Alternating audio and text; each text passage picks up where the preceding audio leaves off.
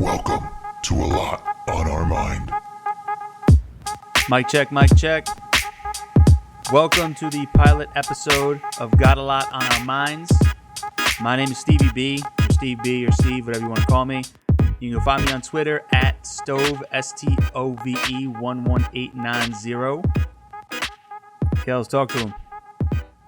I'm Chris Kelly. You can also call me Kellz, and I am on Twitter, Instagram, pretty much everything at KELLZ55.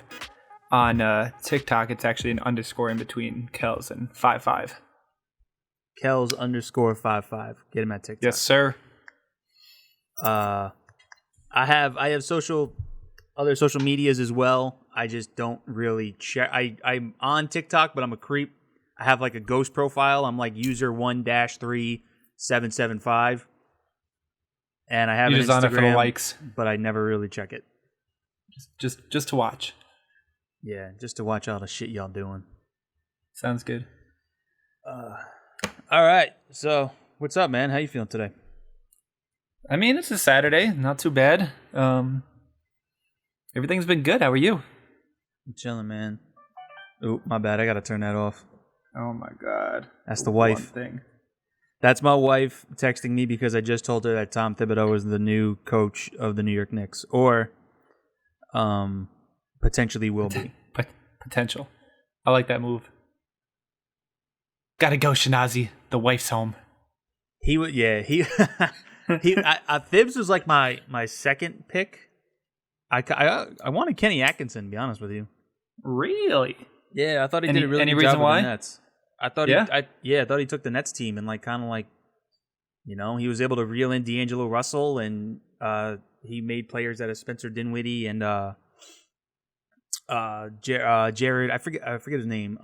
Their center who wears Dudley? the headband. Yeah. No, not Dudley. I'm drawing a blank on his name. Oh, he's really yes, good defensively. Yes. He's tall. Yeah, but he's a beast. Yes, I don't know his name. But no, I like Thibs too. Like those Bulls teams, I was a big fan of. When he had Derrick Rose, Jimmy Butler, Luol Deng, I believe was on there. Mm-hmm. It was a good team. It was fun to watch. Just know that he's gonna play like Mitchell Robinson like 40 minutes a game. Yeah, he's gonna get 50 minutes out of him. You know. Jared Allen, that was his name. Okay, I thought it was on there. Okay. Yeah, Jared Allen. And Karis LeVert too. He's good. Mm-hmm. And yeah, that Nets team is pretty good. Let me just say one thing about the Nets right now. I'm so glad that they signed Jamal Crawford. I was gonna say, you Because want to know who my favorite net is right now? It's Jamal Crawford. It was just a travesty that he didn't play the whole year because he dropped 50 points or 51 points last year in the last game of the season. So why would you not have him on a team? I understand. It's absurd. I don't understand why the Lakers didn't pick him up when they took J.R. Smith instead of Jamal Crawford. I'm like, what are you doing? Yeah, I don't know. I mean, the only thing I could say about that is even though he fucked up the one play in Cleveland, like him and LeBron have rapport, so they know each other, and I mean, I guess, yeah. That's the only thing I could say because Jamal is just a beast. Yeah. There's a video of him just like casually jumping off a 1 foot from the 3-point line, right? Yeah, just casual. Yeah. All right, so what do we want to? What's on the topic? What do you want to talk about? Oh, you know what? So yeah, you jump. Go ahead. We can jump in if you had something you want to start with. No. What's on your mind? What's on your mind? Talk to me. What's on my mind? All right, so I'll have to start with this one because this is the most, I would say, not the quickest one, the one that I've been up on the most lately, and that is Hamilton. Woo! I know. You're a big fan. Yeah, and again, I'm gonna give credit to my wife. She put me onto that.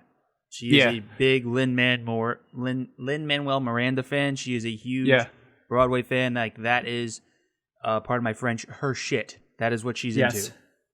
Yes. So, I mean, I kind of just really was out of the loop. I mean, I've always seen stuff about it, but I never really got in tune with it.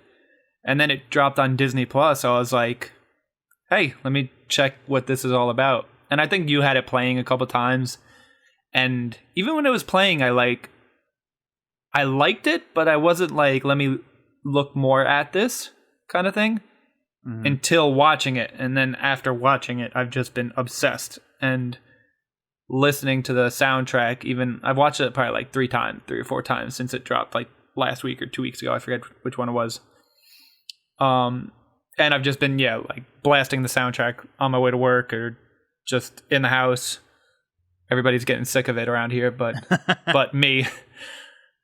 I think just like being that's what we gravitate towards in music aspect. That's like kind of really what hit me.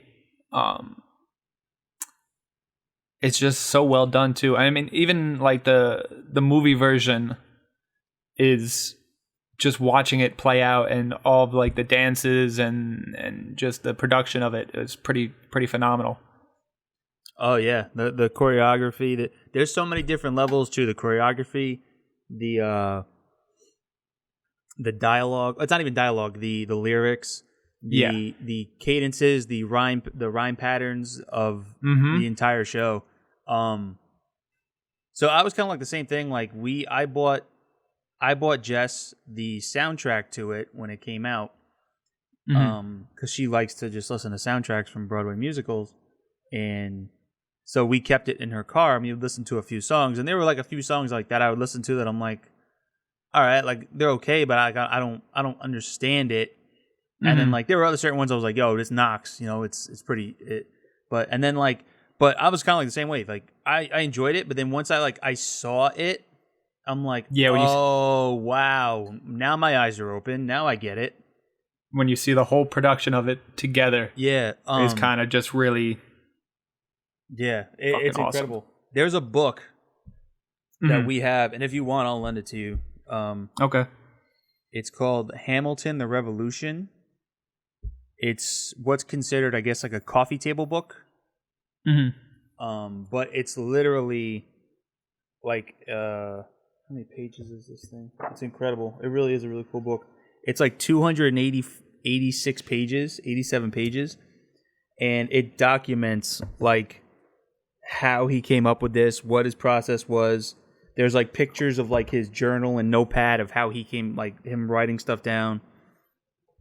It's crazy. I forget which song it was, but one of them took him a year to write, which is ridiculous to think about being on like one of those songs for a whole year. Yeah. No, he's a genius. He really is. Oh yeah, absolutely. There's just so much complexity to like what he put out, and just it's kind of cool too because Disney Plus also dropped a 30-minute Zoom call with some of the actors and Lynn, and it was like kind of documenting like some of the process, what happened since, like dropping it right now, how is it culturally relevant, and then like also like the things that Lynn didn't put in, and like the criticisms, because like obviously this is a flawed group of men who created the country kind of thing, and there's like always the background of like what they did wrong and like why that wasn't as much of a feature in it. And I mean, I've seen him on Twitter too saying how like he packed as much as he could in a 2-hour and 45-minute Broadway play or Broadway musical. And I mean, everything is fair game. He's like not like really opposed to anybody criticizing it. But the way I look at it is like it makes me kind of want to look more back at the history and learn about some of these people. Whereas like kind of over the past 10 years being out of high school, I wouldn't have thought twice to go back and research like Thomas Jefferson or Hamilton or anything like that. Right. Yeah. Well, he read a book. The book that inspired him to write it was the New York Times bestseller and inspiration for the hit Broadway musical Hamilton. It is. The book is called Alexander Hamilton by Ron Chernow. That's what Lin read to inspire him to make the play. And he read it like if I remember the story correctly, he picked it up in a bookstore at like the airport when he was going on vacation because he needed something to read. I think I could be wrong on that, but I think that's what it is. And then he read it and he was like, boom, inspiration, you know? Mm-hmm. That's pretty cool. I mean, to come up with like all of this off of a book. And obviously, I'm sure you had to do more research after that and really go into it. And then you also put me on to the drunk history. So obviously, if he's doing one of those, he kind of knows his shit around it. And, and that was another funny aspect of it. Yeah. And like, just if you're into like the people that were in the play, like I know David Diggs, he's the guy who plays Lafayette. Gonna say, and Jefferson, I was gonna say his performance to me was like my favorite. Yeah, and he was, as far as I know, he was not a Broadway musical actor before this. No, he was in like a freestyle hip hop. I don't want to call it. I don't know if it's a group or a production. With Lin. Yep. So then and then also like Leslie Odom Jr. He plays Aaron Burr. Yeah. He's more classically trained, but he also has music albums that, you know, if you enjoy his singing, you can go buy those. And Anthony Ramos, too, who plays Lynn's son and John, is it John Adams? No, I would screw this up. Yeah, I know who you're talking about, but he's got a lot of good songs too. He's gonna be playing the lead of In the Heights.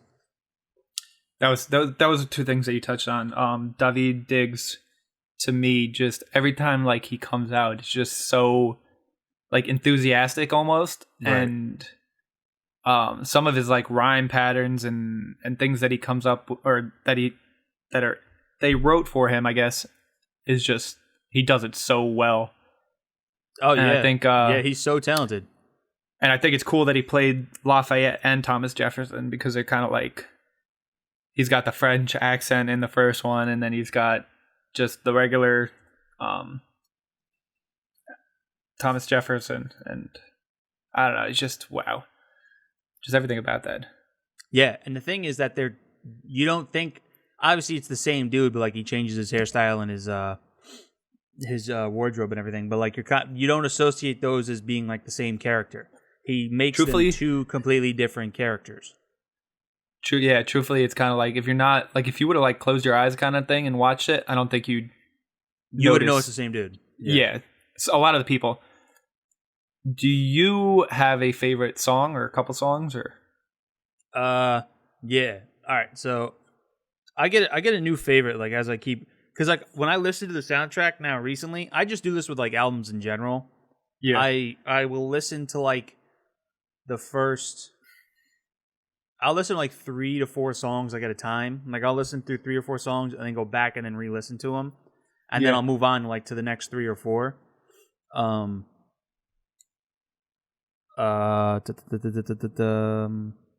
I Wait For It is probably my favorite. But then, excuse me, I'm sorry. Guns and Ships is really good because that's where like David Diggs just like shines in that one.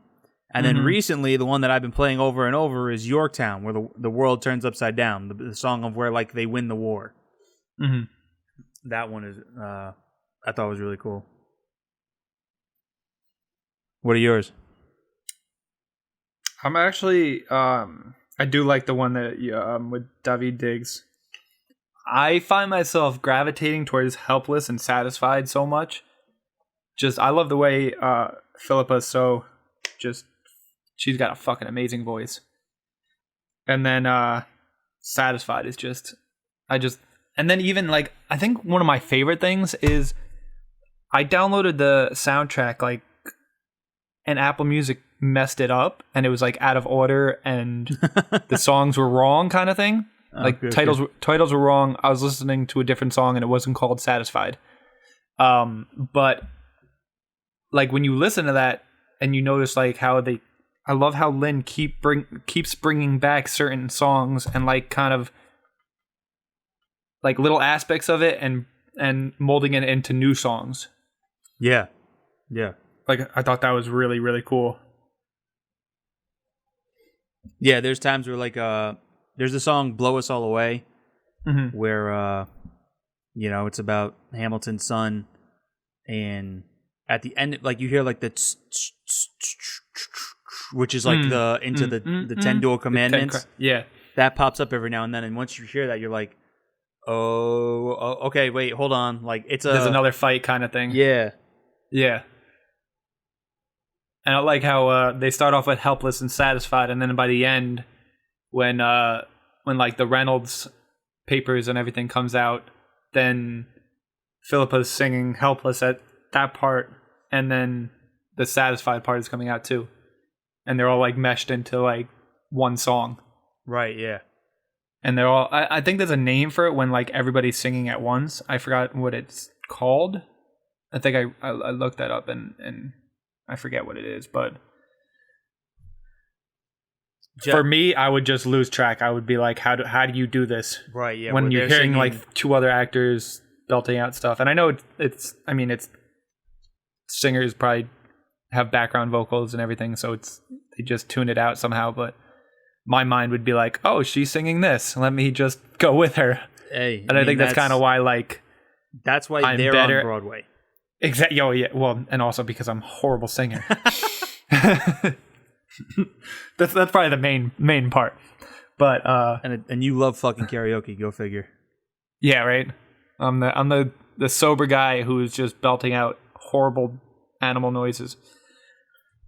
But yeah. So as far as that goes, I mean, just I'll probably be playing it in and out of, and even like I started shuffling my like Apple Music library, and because I've listened to it so much, it comes up very frequently now.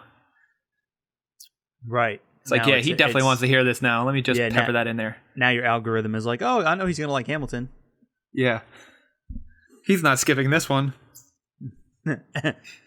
No, it's fucking phenomenal. I can't wait to see In the Heights. In the Heights.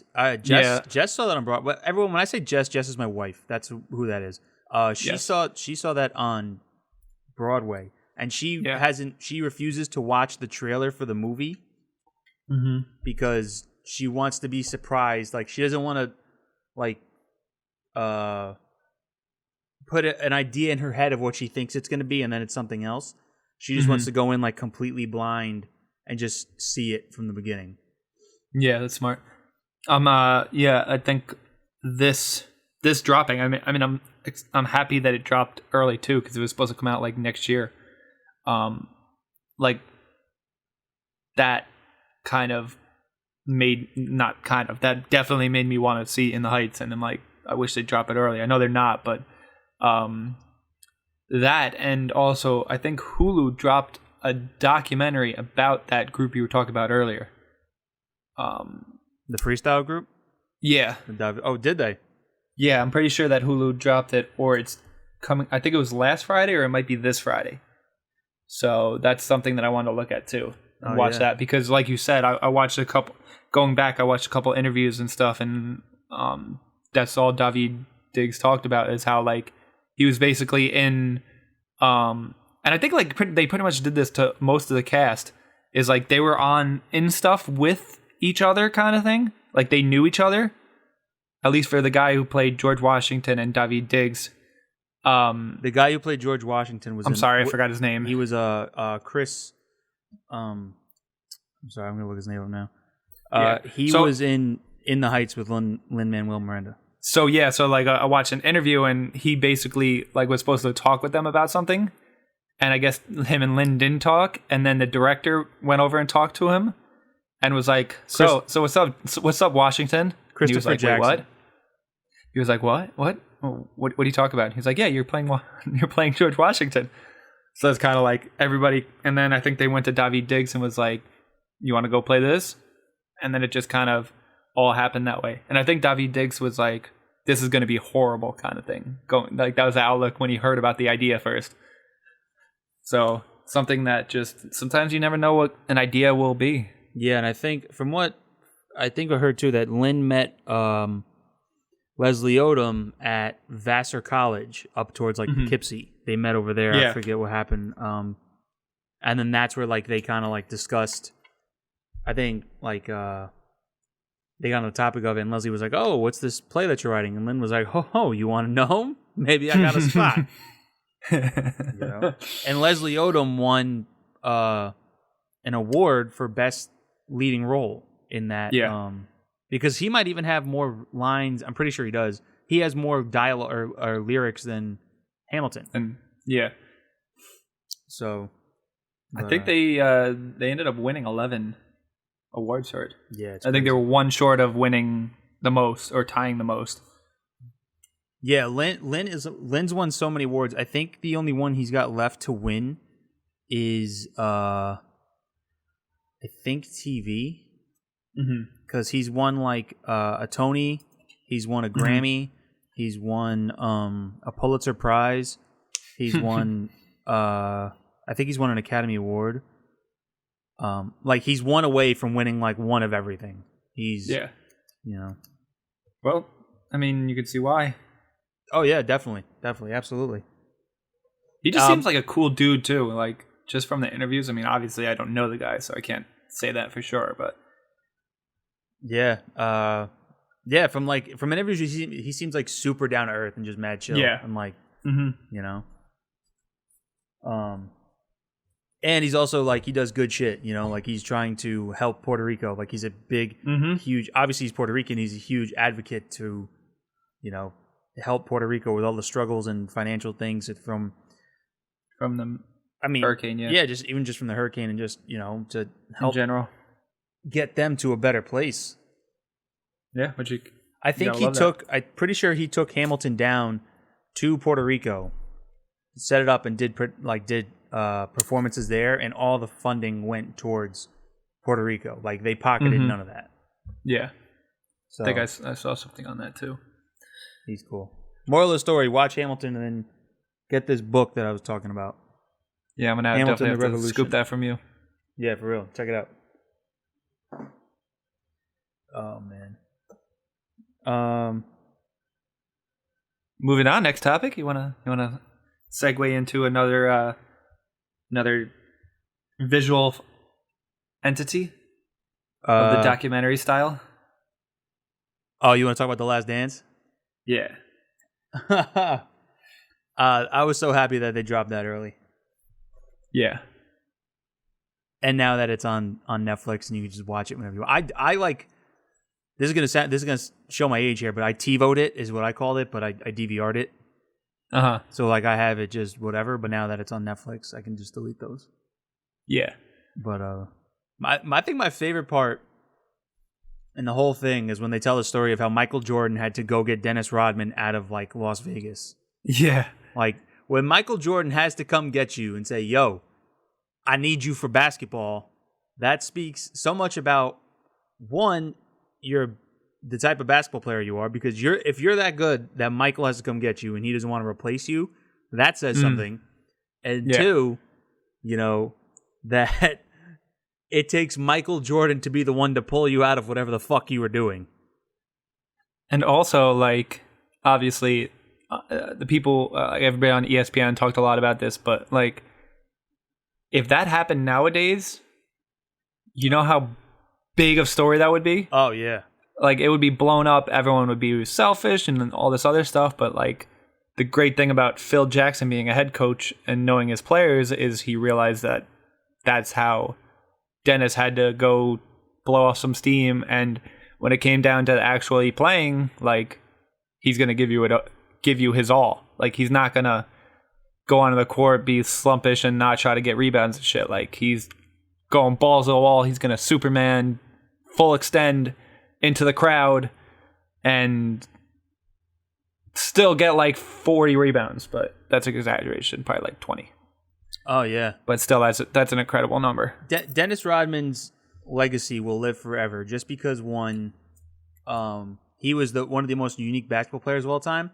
But two, like you said, there wasn't a 24-hour news cycle, and there wasn't social media back there. So all we have really of Dennis is stories and like folklore. Like, you know what I mean? Like, It's Yeah. you get these stories and these images of your head of what he did, like having sex with Carmen Electra in the middle of the basketball court of the arena. You're like, what the actual fuck? You know what I mean? He's definitely a interesting person. I would love to see like a full documentary on him. That would need to be like a 100-part series. Just going to meet the dictator of North Korea. Like, what? Yeah, out of all fucking people, Dennis Rodman gets to go to North Korea. It's like the ambassador. Oh my god, he's nuts. The guy's he's done a lot. Let me just say that. Yeah. But no, I thought it was really cool, honestly, because my favorite.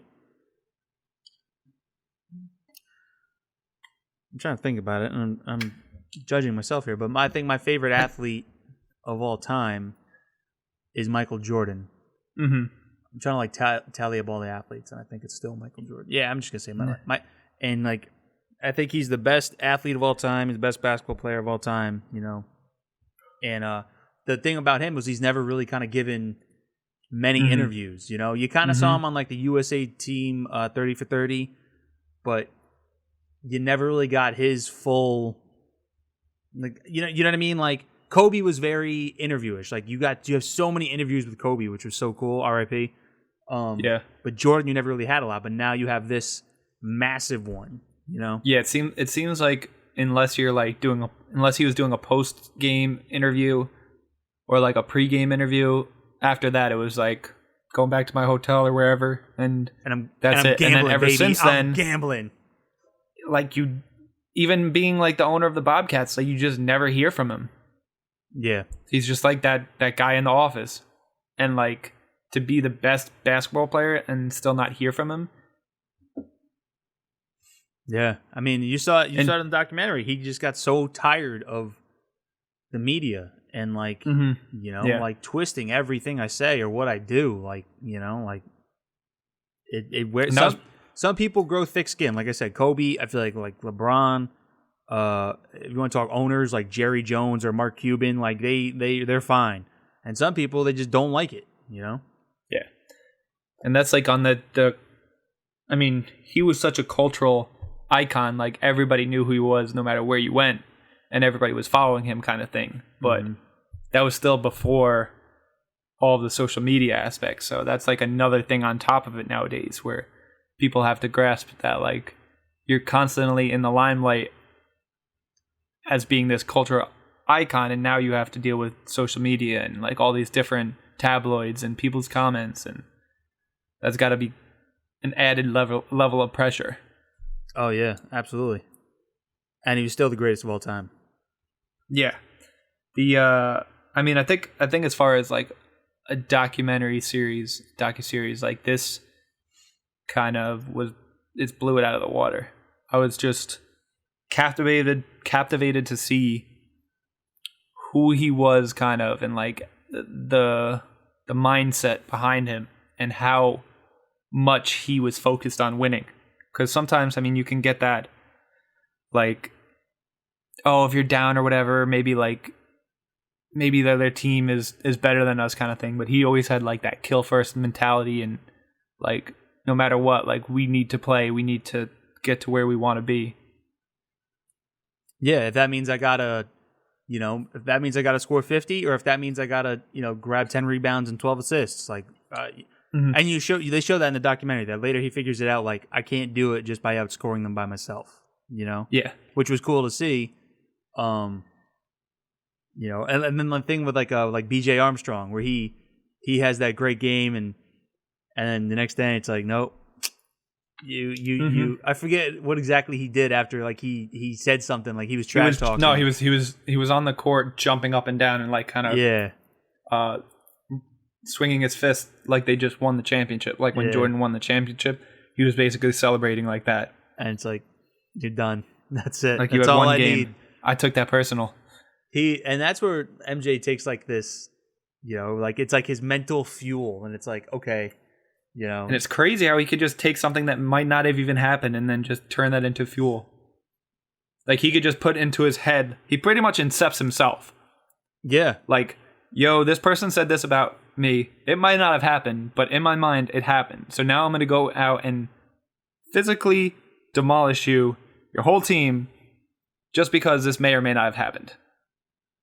Yeah. Like, that's crazy to think about that.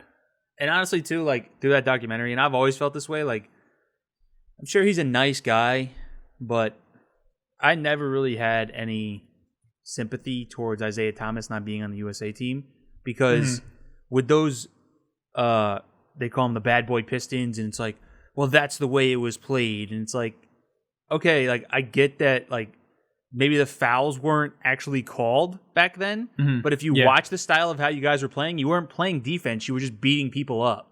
Like, I was just, I've never really kind of understood, like, well, that's the way it was played. But it's like, you're literally smacking someone across the head, you're not even trying to go for the ball. Like, there's no integrity in how you're playing. Like, I think Bill Laimbeer is a piece of shit. I really do. Yeah. I'm sorry. Like, again, sure, he might be a nice guy nowadays, but as far as your style of play, like, I never was like, oh my God, yeah, that's the way defense should be played, you know? No, yeah, you gotta definitely just actually, like, go for the ball. And, like, if you're, like, somebody Play like, the game. yeah, exactly. If you, like, steal a ball by being aggressive, it's better than if you're throwing somebody to the ground. And let me that be ball perfectly happens to clear. come out. Sorry, not to cut you off. No? As far as, like, nowadays, I'm not a fan of the no hand checks and not calling travels and the flopping. Like, I hate all that stuff, too. I'm not in favor of that. You know, there's definitely a middle ground where you can actually play the game, you know? You can be physical, and you could also not be a jerk and not be a non-contact sport. Yeah. You know? I think to just, like, go back to what you said about B.J. Armstrong, the funny thing is, like, we kind of grew up on the tail end of Jordan. So, I mean, we were younger when we watched him, like, play, and obviously we idolized him. We had sports posters on our walls of Jordan and, like, Pippen and everybody. But it was still, like, we were a little bit younger. And I remember, like, growing up, I have, like, 2 DVD sets. One is, like, the Chicago Bulls. It's an NBA Dynasty set. So it went through the 90s teams when they won the championship. And then I also had, like, another just one on Michael Jordan. And both of those, like we said before, was really, it's like an outside looking in kind of. It didn't really get Michael Jordan's perspective. And it also is more geared towards, like, the happier times, in a sense, where, all right, they might go down, like, a game or two on the road, but it's, like, in this format where obviously you know their outcome, so you know they're gonna win, and it's just like a happier, like, oh, is only like a minute or two where things are bad, and this kind of gets, like, the whole picture of, like, there's, like, these rough times, there's these happier times, like, we're doing really good this year, and just getting Michael Jordan's perspective is just a different angle. And though that thing that you said about B.J. Armstrong was one of the things that I remember about that documentary series. That documentary, I think it's basically a documentary. No, sorry, it's not a documentary. It's just like a recap of the 1990s. So it's got 3. The first 3 on, like, one disc, and, like, the second 3 on another disc. I forget how it works. And then it's got a couple of the old games. And yeah, I'm dating myself because I said DVD, not Blu-ray. But I mean, like, even going, like, before basketball games back when we were playing in, like, CYO and shit, like, I'd always try to watch them and kind of, like, use that as motivation. That was you were trying to get your Mamba mentality before there was a Mamba mentality. Yeah, exactly. Please pardon my dog. Yes.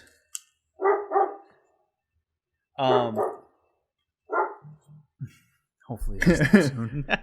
So those were 2 things that, like, stood out to me. Like, I remember those moments, like, watching it back on the film, and then they actually used a lot of the same game footage too, which was kind of cool, but they kind of expanded on it, because instead of just having, like, an hour for each episode, I mean, an hour going, like, on each series, like, everything kind of intertwined, and they went back and forth. And I think the way Jason Heher kind of molded it was great, because it didn't just, like, go, I mean, it was, like, you have a start and you have a beginning, but it also like had flashbacks, and we're gonna fast forward and rewind The way that to different the story, time periods. the way he told the story through the music, like you said, through the flashbacks, through the interview footage versus like the retro footage from the 90s was so perfectly done. If that doesn't win an award and the soundtrack doesn't win an award, I don't know what will. Yeah, that soundtrack was beautifully crafted. Oh yeah, for that. Yeah, it hit all the emotions, and they used they used old school music for it, that was like the time period. Yeah, and I know like you said, you touch it like it shows the bad times, which, excuse me, it should, if it's trying to be like transparent and honest. But I know hindsight's 2020, but I mean, even at that time, you knew how great that team was and how great Michael Jordan was. I just can't wrap my mind around why Jerry Krause, I mean, rest in peace and no disrespect, but like why he wanted to break them up, you know? Mm-hmm. Why don't you want to bring Phil Jackson? You just won 5 championships. You're going to push for your 6th. Jesus Christ, I'm going to ride this thing till the wheels fall off. You know what I mean? Like, yeah. God, I wish the Knicks had that problem, you know? I mean, I think the root of it all is always going to be money, so you have to try to look ahead. And if this is like the last dance, so to speak, and you're saying that you don't know if they're going to win or not this year, I think it's like it should be on a year-to-year basis. So how are you going to say here's your next year here's we're your blowing contract it up regardless if we win this year? You know what I mean? Well, yeah. If here's your contract, if you guys win and you want to come back, let's do it one more time and just keep doing that. Yeah. Until you guys lose. Or maybe they don't want to come back one year because they've done it enough times, but just to, I mean, like Michael Jordan said, to not have that even to try for another one, you know, that's got to just have a, like, as a competitor and somebody of obviously his stature, like that's got to eat at you. Oh yeah. Like, I'm leaving at the top and there could have been another one. Well, and then possibly another one after that. You're already doubting me. You're already saying, like, you're already telling me what I can't do, you know? Yeah. It's not a positive mindset, and it's not, and if you're a competitor, like he says, if you're an actual competitor and someone who likes winning, and like, yeah, I take that personally, you know? You're not even giving me the opportunity in your head to win, you know? In your head, it's already done. Yeah. And I'm like, I don't know. Again, hindsight's 2020, and I'm a bartender and he was a GM, so what the fuck do I know? But whatever. Hey, don't sell yourself short. Right. You're an audio engineer too. Engineer. You took me through the complexities of getting my microphone to work. You're welcome. I'll send you the bill. Thank you. Bill it'll get me. lost in the mail. Bill me. All right, so I only got a little bit of time left. So, you want to skip to something else? I was gonna say, tell me about these. Yo, Kellz is getting into the TikTok game. All right, and all right. He's not dancing. No. So, I am not a. I guess I don't know if I am a TikToker. Like, I have a TikTok profile, but I don't make videos. Anyways, you'll scroll through if you haven't, and you'll be like, "You're welcome. You've made it to." That's why I wanted to, like, you're on steak side of TikTok, and this is how we all cook steaks, and like, my god, that's such a disaster. I watch it and I get so hungry. I like a lot of those videos. Like, if you go through my like videos, it's like I hate the TikTok algorithm. Funny ones, then there's like food ones, and then there's like I don't know, I guess like video game ones. Yeah, my feed now is just video games, food, and some comedy aspects. Right. So you have, and it changes from week to week. You have set sail on the Call of Duty side of TikTok. Yes. So, I mean, obviously, we are in a quarantine, semi-lockdown now. The phasing are New York is kind of opening back up. And as long as we stay in the realm of the guidelines, then we can stay that way. But if things start getting bad again with COVID, then who knows? We might go back on lockdown. So, in general, I mean, during lockdown, I was trying to better myself. I was trying to learn, read, watch tutorials, do all these whole bunch of things that I had You fucking nerd. extra time. But also, I can't like lie and say I wasn't playing video games because I was playing a lot of fucking video games. I had all this extra time. Of course I'm going to do some other stuff. So I was playing Call of Duty for a good amount of time without trying to use it to my advantage.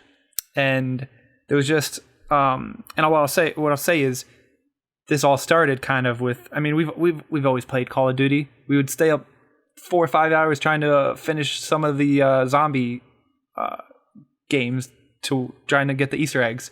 So we've had this, like, it's always been a part of our life kind of growing up. We'd get together and just enjoyed like the company, like the jokes, killing people in the game, obviously. Sorry. I'll tell you what, FBI. as far as Call of Duty, I have never been a good Call of Duty player. Like, yeah. I would say I'm okay at zombies. Okay. But as far as multiplayer online, I'm pretty fucking bad. But like, I'm not great either. But just like you said, like I enjoyed it for like the company, the you know what I mean? Like it was just good times. The hours on end. You We know would what I literally mean? be in my basement for 6 hours trying to accomplish this one thing. Yeah. And we'd. So I decided, let me see if anything could come out of it. I know a lot of people make some money on streaming and on other things on Twitch, but for me, it's just fun right now. I'll see if that aspect ever changes, where I can make money off of it too. But so going back to that, I mean, me and Adam would play the Black Ops Nuketown map back in the day. And what we would do is we would set bots, and we would just be me and him playing, and we'd be throwing knives. So back then I got kind of good at it too. And you could set the difficulty on the bots where, like, basically they'll be looking away from you, and as soon as you like look up at them, they turn around, shoot you dead. So it got hard, and we would try to like, let's stay in the realm. If we put it to 100 points, let's try not to die 10 times, kind of thing. And we would just like kind of go in and out and run around and throwing knives. And then I didn't realize that this mode, once I got a PS4 and we started playing Modern Warfare, I didn't realize I started off just playing multiplayer. And I was trying to get like all of my guns gold and do different achievements, which I never really did in the past. I just kind of liked playing. And then this time, once I found out that it had that same game mode, we'd put the maps on and just go around and throw knives. So we did that for a while, and sometimes we'd go back to it. And then he kind of told me that there was this game mode Plunder. And I fucking hated Warzone because I'm very impatient. So once I die, I don't want to wait to come back. And in Warzone, you have to, so it's more strategic. I think I would, like I said before, I think I would enjoy, Battle Royale games in general, but like for this specific one, Warzone, I think I would enjoy it a lot more if I was actually good and I didn't suck ass at the game. Oh, yeah, absolutely. I mean, if you're somebody who could just sit back and snipe people, or just like, are good at aiming and can kill people quick, it's a little bit funner or more fun. But I digress. So I started recording the footage because I took that to Plunder and multiplayer, and I try to throw a lot more knives because I like to hear people's reactions, because they get very pissed off when you kill them with a knife. So I've been going that route, and then like I just posted a couple of videos of me when I get close to the ground, with the parachute in Plunder, I'll try to just throw a knife from the air and down the person, and I got good at that too. But it's like, that's a risk, because if you get closer to the ground, you've got to try to either land on something that's on the ground so you don't kill yourself, or you risk killing yourself. So it's just been a little fun, while also doing something that I was already doing, and being like an editor. It gives me more stuff to edit. So it's kind of, what was your TikTok username again? It was Kellz _55. Kellz _55. Yeah. KELLZ _55. So if you're curious to what we're actually talking about, go check him out on TikTok. And those kind of like is what his what his new niche is becoming. Yes. Within that TikTok Call of Duty community.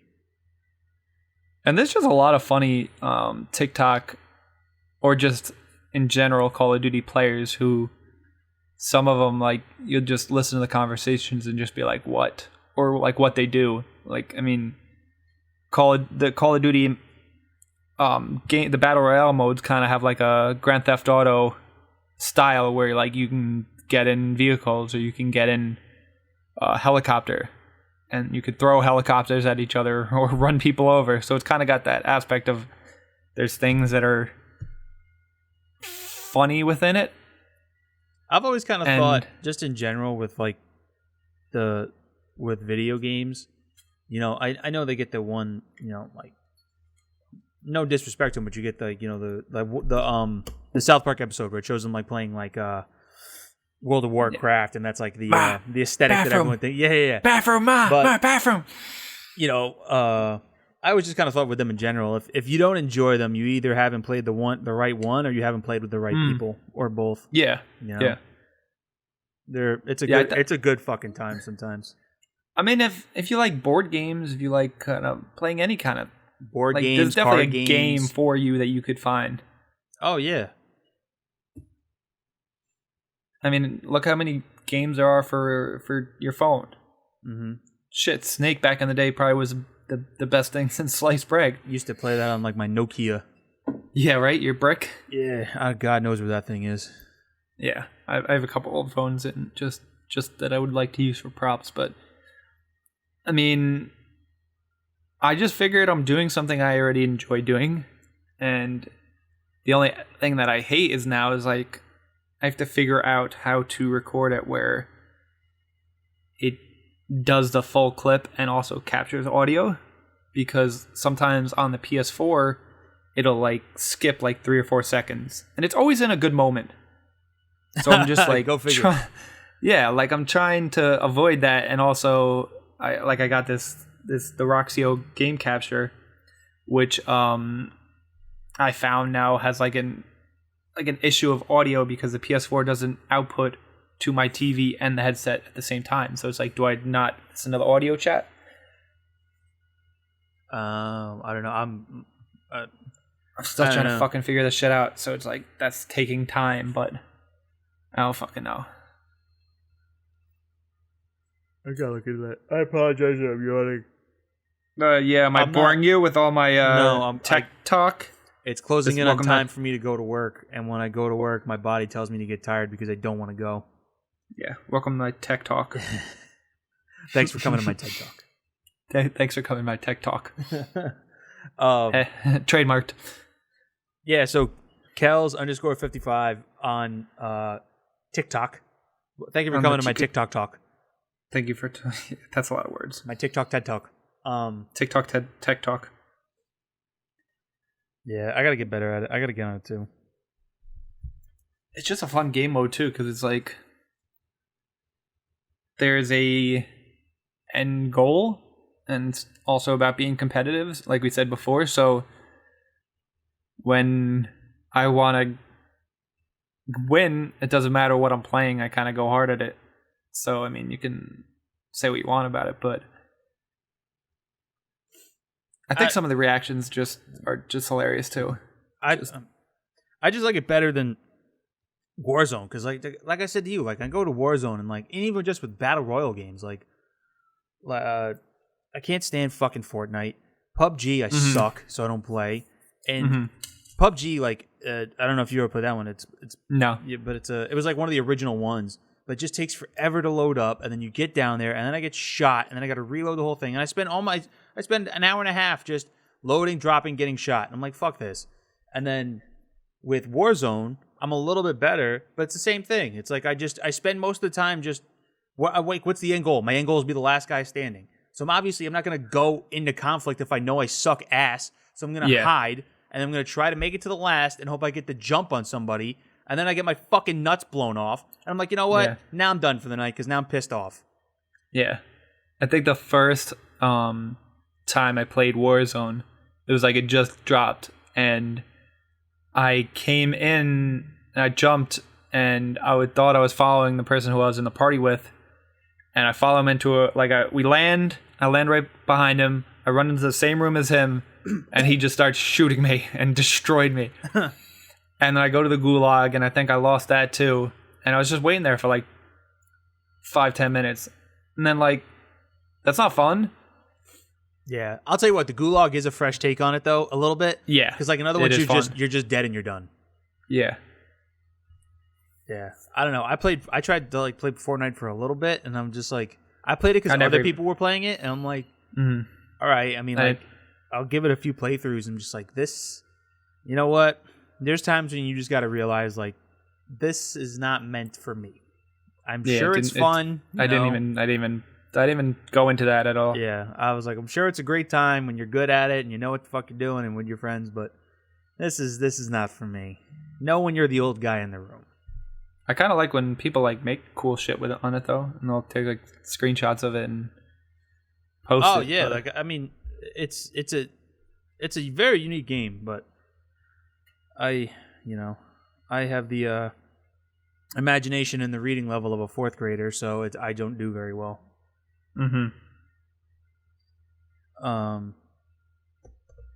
Yeah, there was something I wanted to get you into on there, but I'm trying to think about of a game. TikTok or no, not TikTok. Call just of like Duty? on like online gaming. I want to get you into like either like Red Dead or GTA because like it's one of those things. Like if you have people with you, like I don't know if you funnier. like look up like the aliens versus the like the green versus purple feud on GTA. Oh yes, Online. I've seen that. Yes, like, that's on GTA, right? Yeah, It's like, funny. On like Red Dead, if you got like a gang of people, you can go and like hogtie someone and like throw them off railroad tracks or I don't know. It's it's crazy. Yeah, It's, I see GTA. the sick shit you're into. Want. Yeah, I did see that, but I think it's pretty funny just watching some of the videos too because there's just some shit that's so ridiculous. Like the one video I sent you where the guy was the not the bounty, I forget what it's called, but like everybody on the map can see you. So he's going up to the tall building and he gets out of the building and there's just like 20 people, one in every like spot looking at him, and they circle the building, or it's like a half moon because that's how many people you can see on one side. Right. And they all just let loose on it on him. You know what it takes me it's back just to, like, though? who thinks of this? And this is where like I guess us, and it's like I guess you could say our generation, like the millennials a little bit, and just like our demographic, I guess.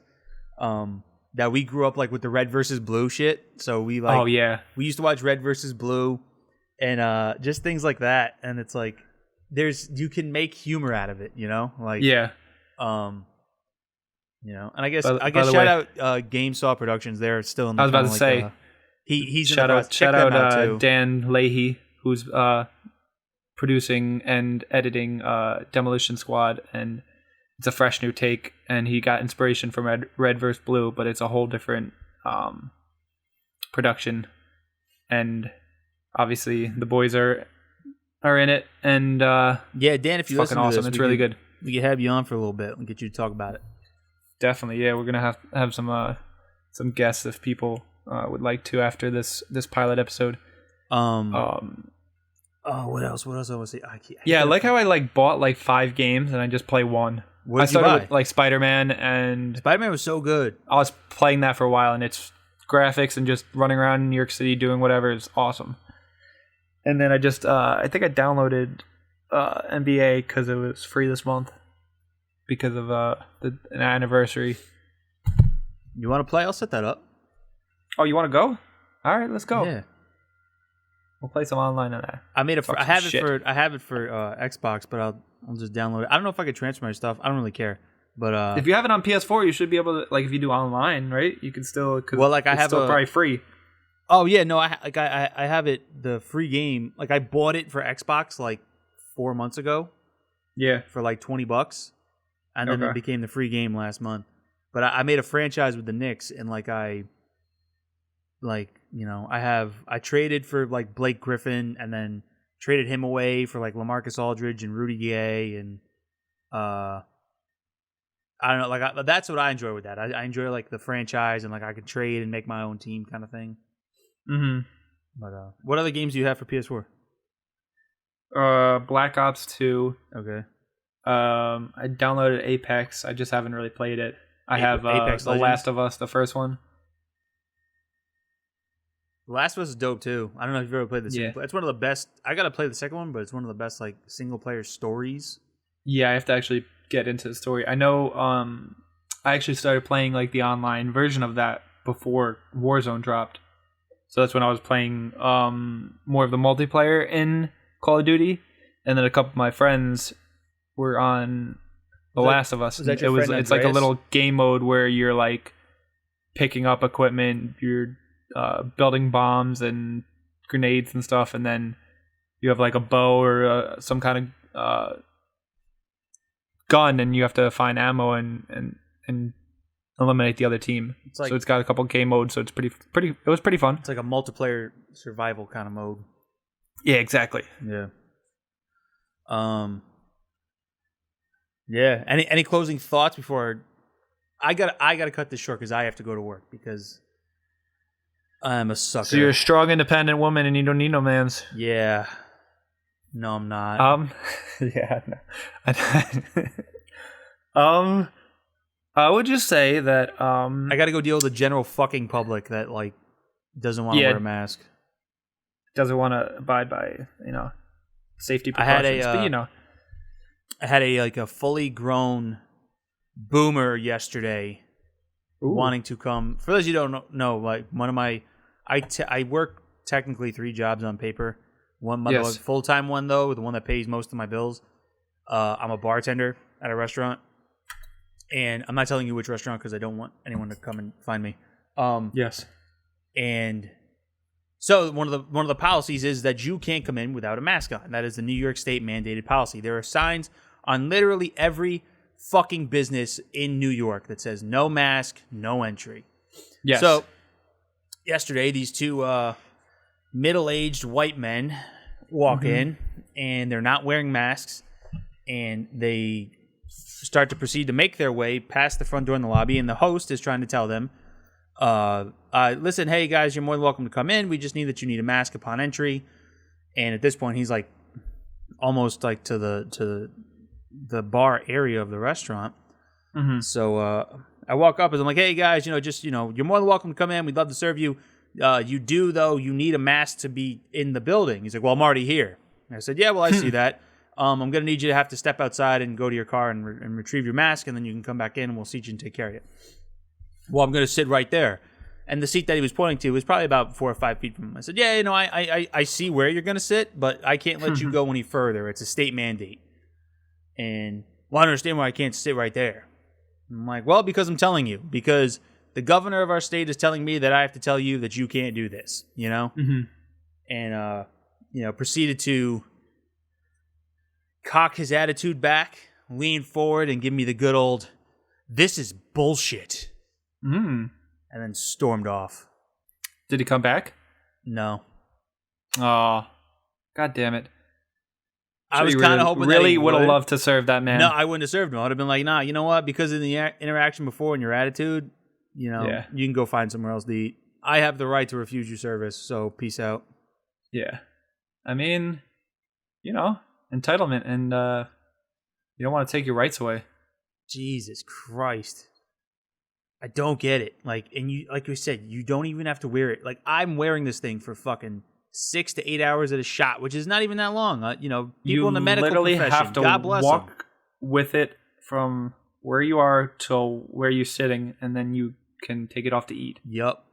And that was too much. What is it, 35 minutes? I also work with it in this week. I've worked like 3 days where it's like 95 degrees in the heat with it on.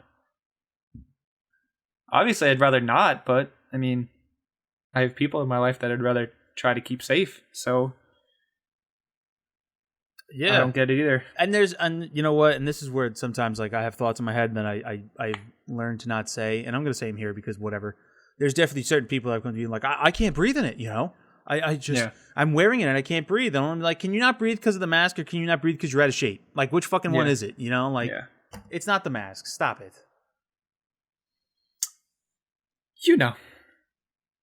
Sorry, and rant, whatever. It's just, and then there's just masks disposed of improperly or just left like you sent the pictures on the countertop. Bro, the amount of people that leave their masks, their used masks on the table for the employees to clean up is mind-boggling. Like I said, like you kind of know with the job, you know, dirty plates, napkins, garbage, all that kind of shit. Like that's our job to clean up. It is what it is, you know? It's part of the process.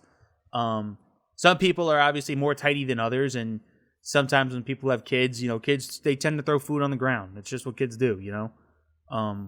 Because they're toddlers, you know?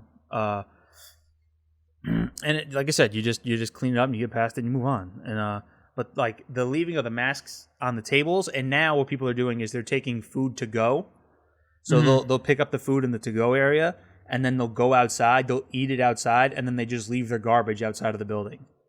Oh, that's great. They don't even like come in. Like we would happily throw it away, and if they just come in, like it's just like, hey, is there anywhere I could toss it? Or you just take it home and throw it out, or you go to like a gas station and throw it out there in the you know those public trash cans. They just literally leave it outside. One right across the street too from you. I'm like, yo, this is crazy. Like, please do not be that person. PSA: throw out your shit. Yeah, there are garbages for a reason. It's not to be thrown on the floor. Stop being fucking lazy. Right? It's just I literally just think about it a lot. Oh my god. Now after talking about this for the last 10 minutes, I'm calling out of You're work. You're going to be angry. Fuck this. So let's end on a quick little new music section. And Logic just dropped a new album. J. Cole dropped 2 new songs. And Russ dropped an album. Sorry, not an album, a song. And literally, I haven't found any complaints with any of that. And I'm sure that I know there's a lot of other stuff that's dropped. But those are the ones that I have been in tune with. I don't know if you got a chance to listen to anything. I've listened to Logic so far. I was listening to it on my I went for like it's definitely not a run. It's more of a jog, a light jog I went on. A jog? Yeah, a jog if you will. You went on a jog, a light J? Yeah. My fat ass is not running. I am jogging. Yeah, and I was listening to it then. And this is like I think what you said. I enjoyed he put out like I enjoyed Everybody. Yeah, Everybody. And I even enjoyed his like Supermarket album, which was like him singing. I'm not saying like his albums are bad. It kind of got redundant for me or something. Or what's the one he put out before too, where it was like the last of the Rat Pack album? I forgot the name of it, but it's like very just like boom bap, like rap, like hip hop. I like that one too, but I have to be like in a certain. Me personally, I mean, to each his own. That could be your favorite Logic album. Like you said, it's not a bad one. Just Confessions of a Dangerous Mind.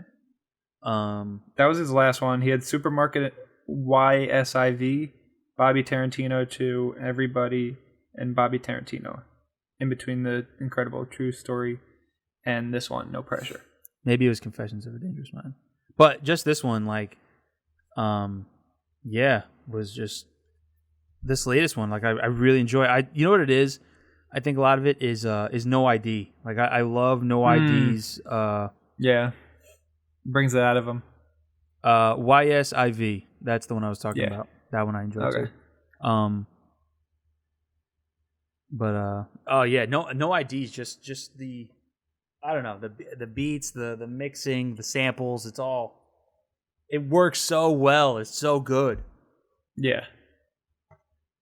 Yeah, I think this one he just dropped and The Incredible True Story are my favorites of his. Incredible True Story is like it's by far my favorite one. No, absolutely. I can just put that on and just zone out to it. It's dope. I haven't heard the new J. Cole songs yet, and I haven't heard Russ yet either. Okay, well, listen to J. Cole first. Fuck you! Don't tell me what to do. I'm excited for whenever his album drops. I know there was like speculation that it could come in 2020, but I know Ebe, I think, put out a tweet that said like there's no real timetable, and it's just, and I think he put out a couple. I think he wrote that like article that they dropped, and it was like, I'm just kind of doing my thing right now. Like there's no timetable for it as well. I think they both confirmed that. which is cool. I mean, I would definitely love to hear as much Dreamville music as possible because they're like my top tier. They're like my favorite music group to listen to. Music, what would you call it? Brand? Label. Stable? Label. Okay, label. There it is. It's called Makes Label. sense. I mean, Yeah, I fuck with obviously with COVID and everything, I don't know if you can have a Revenge of the Dreamers Part 4 until everything calms down. I have no idea. But just watching how that came about in the documentary and just how many people were in on that. And I would just love to be at one of those things because being like near a studio and watching everything come about is actually really fucking incredible.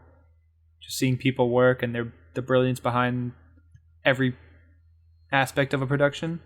Mm-hmm. It's incredible what you can do when you put like your egos and your personal interests aside and you just like let's just vibe and make art, and make good stuff. It's just amazing what like a human brain can come up with. Oh yeah, yeah, definitely. All right, so yeah, I'm gonna check those out and I'll let you know what I think of on the next one. Yeah, but seriously, in that order that I told you. J. Cole and then Russ. No, just fuck up. I'm like, who do you think you are? Right? You're telling me what to do? This guy got some fucking balls on him. Right? All right. Well, God, look at this guy's balls.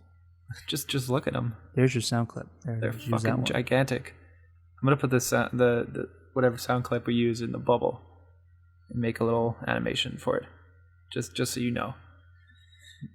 Okay, that's fine with me. It sounds like I don't have a choice, so whatever. Yeah, this is my podcast now. I've commandeered it. All right, so enjoy work. Yeah, thanks. Hopefully you have a plethora of people who do not want to wear masks, and I'm just kidding about that because that's really generally not safe. So I'd rather you stay safe. Thanks, buddy. Appreciate it. Yeah, no problem. I'm a nice guy. Yeah. What can I say? All right. Until next week. Peace and hand grease. Peace and grease. Stop it. Stop it. Stop it. Stop it.